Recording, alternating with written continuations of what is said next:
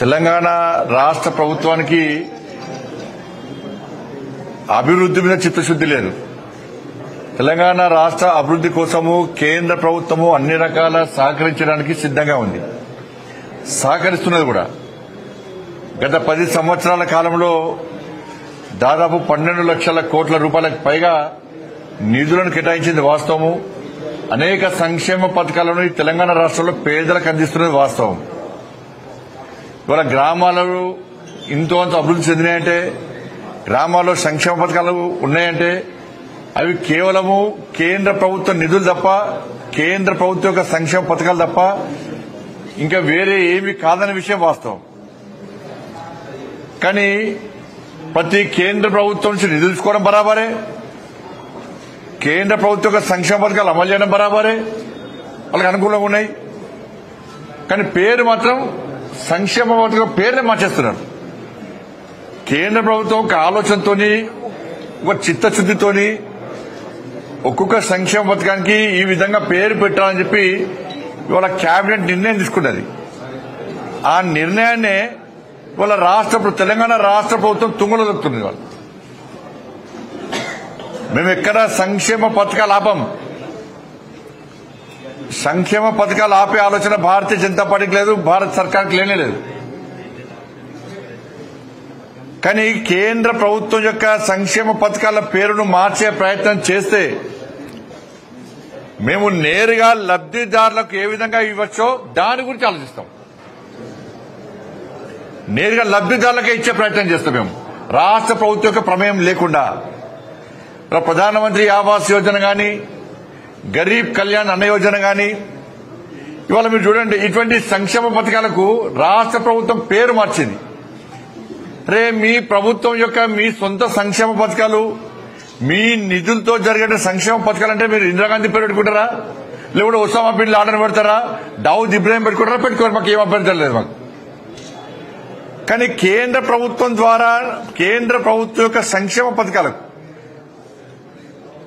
మీ పేరు పెట్టుకోవడం మీకు ఇబ్బంది లేదు. కానీ పైన కేంద్ర ప్రభుత్వం యొక్క సంక్షేమ పథకం పేరు పెట్టాలా లేదా? నిధులు ఇచ్చేది భారత సర్కార్, కేంద్ర ప్రభుత్వము. పేర్లు మార్చి ఫోజులు పెట్టుకుని సొమ్ముకొని సోకొకట్లక మీరు ప్రజలు మభ్యపెడతా అంటే ఊరుకునే ప్రసక్తే లేదు.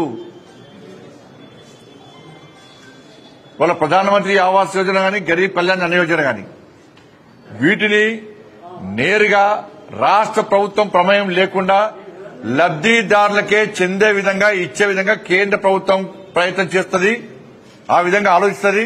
ఆ అవకాశం కల్పించేద్దని మేము కోరుతాను. నేను మీరు మేము కలిస్తేనే అభివృద్ధి. వాళ్ళ పేర్ల కోసం కొట్లాడి దానికి నష్టం వరకు మీకే నష్టం. పేద ప్రజలకు నష్టం జరిగించే ప్రయత్నం చేయము, జరగకుండా గట్టి కొట్లాడతాం మేము మీతోని. కానీ పేరు కోసం, ప్రఖ్యాతుల కోసం మీరు ప్రయత్నం చేస్తున్నారు. దీనివల్ల మీ వల్ల, కాంగ్రెస్ పార్టీ యొక్క ఈ కుటిల యత్నాల వల్ల, కుటిల ఆలోచనల వల్ల తెలంగాణ రాష్ట్ర ప్రజలకు, పేదలకు అన్యాయం జరిగే ప్రమాదం ఏర్పడ్డది. కానీ మీరు మాత్రము పేదలకు ఎక్కడ అన్యాయం చేయం. మా సంక్షేమ పథకాలను, కేంద్ర ప్రభుత్వ సంక్షేమ పథకాలను నేరుగా ఇల్లు వాళ్ళకేస్తాం, డైరెక్ట్ ఇస్తాం. బియ్యం పప్పులు కూడా వాళ్ళకేస్తాం డైరెక్ట్. అరే రేషన్ కార్డు ఇచ్చేది కేంద్ర ప్రభుత్వము, బియ్యం ఇచ్చేది ఫ్రీ ఇచ్చేది మేము ఇస్తాము. ఇలా ఫోటో మీద పెట్టుకుంటారా? ఏమైంది? రేషన్ కార్డు మీద ప్రధానమంత్రి గరీబ్ కళ్యాణ్ అన్న యోజన పెడితే తప్పేముంది అంటున్నా నేను. మీకున్న ఇబ్బంది ఏంది?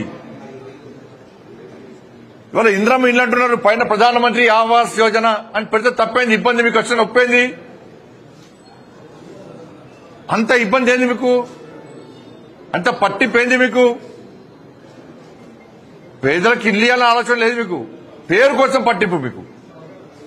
కేంద్ర ప్రభుత్వం పేరు రావద్దు, ప్రధానమంత్రి గారి పేరు రావద్దు, దొబ్బిపోవాలన్నీ. దొబ్బిపోవడే, కానీ పేరు మాత్రం మీకు ఉండాలి, మాకు ఉండద్దు. కాబట్టి మళ్ళీ చెప్తున్నాను, పేద ప్రజల సంక్షేమ పథకాలు ఎక్కడ ఆపము, ఆపే ప్రసక్తి లేదు. పేదలకు ఎక్కడ అన్యాయం జరగనీయము. ఇటువంటి ఇండ్ల విషయంలో గాని, గరీబ్ కళ్యాణ్ అనే విషయంలో గాని నేరుగా రాష్ట్ర ప్రభుత్వం ప్రమేయం లేకుండా లబ్దిదారులకే చెందే విధంగా ఉండే అవకాశాలను చూస్తున్నాం మేము. అటువంటి అవకాశం మాకు ఇస్తే నష్టం మీకే. మీ ప్రభుత్వానికే నష్టము. మిమ్మల్ని ఎవ్వరు కూడా ప్రజలు మీ పథకాన్ని స్వాగతించారు. మీరు ఇచ్చే స్కీమ్ లేదు. ఇంకా ఆరోగ్య గురించి మాట్లాడమంటే అవి పక్కకు పెట్టి మీరు 26 జనవరి రోజు నేను సంక్షేమ పథకాలు ఇస్తాన్నారు. కొండవి ఎలకలు కూడా పట్టలే మీరు. ఒక్క మండలంలో ఒక్క గ్రామం అట. ఏమన్నా పైలట్ ప్రాజెక్ట్ అది ఏమన్నా? మీరు ఏమన్నారు? ఎలక్షన్ ముందు ఏమన్నారు? 2500 రూపాయలు అందరికి ఇస్తాన్నారు. ఎంతమందికి ఇచ్చారు? సరే, నిన్న మీరు చెప్పింది రేషన్ కార్డులు లబ్ధిదారులు అందరికి ఇస్తున్నారు అంటే ఒక మండలంలో ఒక గ్రామంలోనే లబ్ధిదారులున్నారా? అర్హులున్నారా? ఒక మండలంలో ఒకటే గ్రామంలో రేషన్ కార్డు కావాల్సిన వాళ్ళు ఉన్నారా? ఒకటే గ్రామంలో రైతు భరోసా కావాల్సిన వాళ్ళు ఉన్నారా? ఒకటే గ్రామంలో కౌలు రైతులు ఉన్నారా?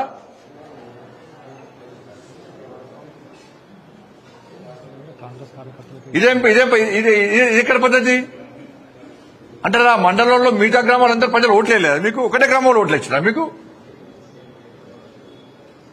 కానీ ఇచ్చే యోచనలో ప్రభుత్వం లేదు. ఇద్దామన్నా ప్రభుత్వం దగ్గర పైసలు లేవు. ఉన్న పైసలు కాబట్టి ఢిల్లీలో కప్పం కడుతున్నారు. పొట్టు దోసుకుంటున్నారు. ఇది పెద్ద 14% సర్కార్. మళ్ళీ చెప్తున్నది, కుటుంబ సభ్యులను కూడా ఈ అవినీతిలో ఇన్వాల్వ్ చేస్తున్నారు.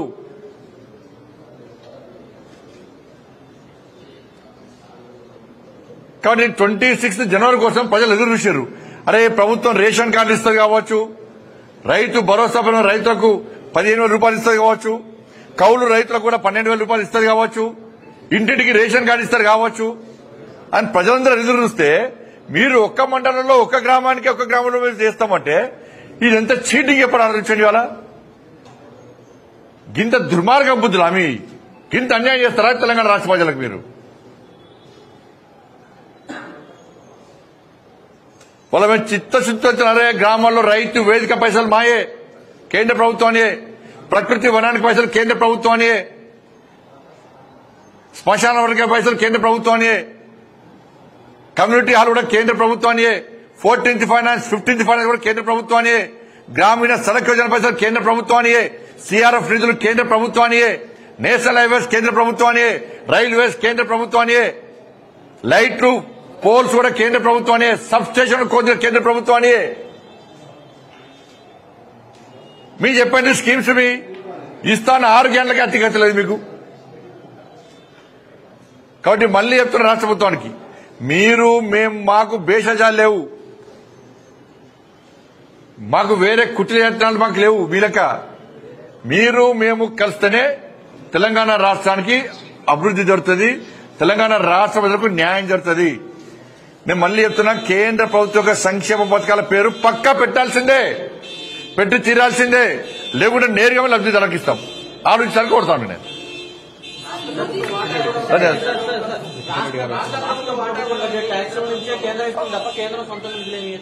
రాష్ట్ర ప్రభుత్వం జేబులోకి ఇస్తుందా? ముఖ్యమంత్రి జేబులోకి ఇస్తుందా?